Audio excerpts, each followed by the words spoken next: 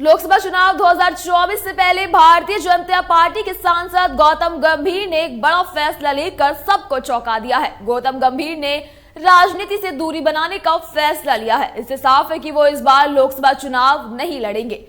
उन्होंने कहा कि वो क्रिकेट की वजह से अपनी राजनीतिक जिम्मेदारियों से आजाद होना चाहते हैं। उन्होंने बीजेपी अध्यक्ष जेपी नड्डा से कर्तव्य मुक्त किए जाने की गुहार लगाई है।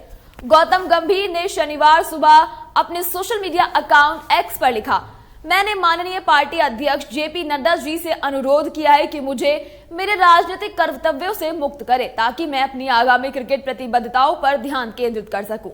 मुझे लोगों की सेवा करने का अवसर देने के लिए मैं माननीय प्रधानमंत्री नरेंद्र मोदी जी और माननीय गृह मंत्री अमित शाह जी के हृदय से धन्यवाद देता हूं। जय हिंद। पूर्व दिल्ली से बीजेपी सांसद गौतम गंभीर इस बार लोकसभा चुनाव नहीं लड़ेंगे। उनके ट्वीट ने इस बात की ओर इशारा कर दिया है। यही वजह है कि उन्होंने सियासी दायित्वों से आजाद होने की अपील की है। गौतम गंभीर साल 2011 में विश्व चैंपियन टीम इंडिया का हिस्सा रह चुके हैं। इतना ही नहीं, उन्होंने 2011 विश्व कप में अपनी बल्लेबाजी से बड़ा योगदान दिया था।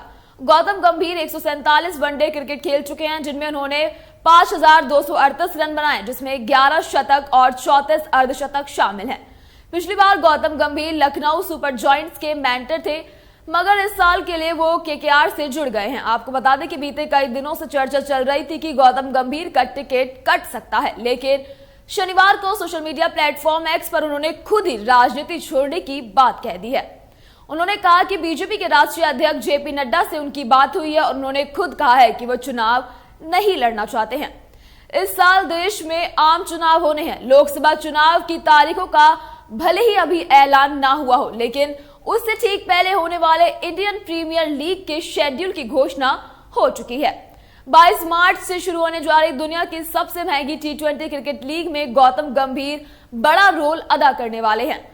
मौजूदा सीजन के लिए वो कोलकाता नाइट राइडर्स फ्रेंचाइजी के मेंटोर माने गए हैं। गंभीर ने शाहरुख खान के मालिकाना हक वाली केकेआर को 2 बार 2012 और 2014 अपनी कप्तानी में ही चैंपियन बनाया था।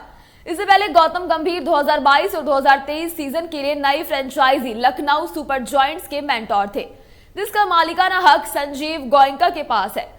भारतीय टीम के पूर्व सलामी बल्लेबाज गौतम गंभीर ने दिसंबर 2018 में क्रिकेट से संन्यास ले लिया था। गंभीर 147 वनडे और 37 T20 के साथ ही 58 टेस्ट में 10,000 से ज्यादा इंटरनेशनल रन बना चुके हैं। संन्यास के बाद वो 2019 लोकसभा चुनाव में सांसद तो बने, लेकिन फुल टाइम नेता नहीं बन पाए। सांसद होने के बाद भी उनके भीतर का क्रिकेटर कभी नहीं मरा। वो कमेंट्री में हाथ आजमाने लगे, आईपीएल के दौरान कोचिंग भी करते। इतना ही नहीं, घूम घूम कर रिटायर्ड खिलाड़ियों की T20 लीग भी खेलते।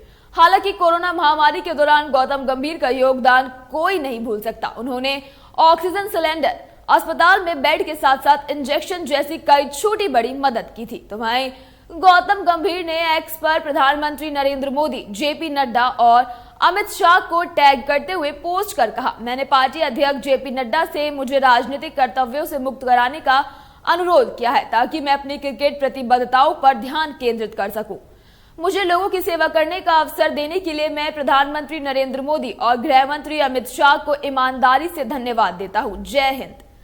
गौतम गंभीर के द्वारा खुद को राजनीति से मुक्त करने के लिए किए गए आग्रह के बाद यह स्पष्ट हो गया है कि बीजेपी पूर्वी दिल्ली लोकसभा सीट से किसी नए चेहरे को उम्मीदवार बना सकती है।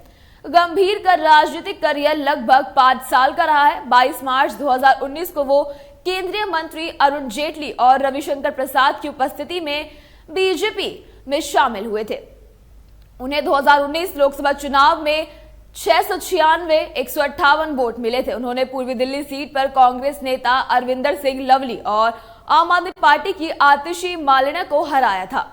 लवली को 3,04,934 रन से हराया और 2,19,832 से आतिशी को हराया।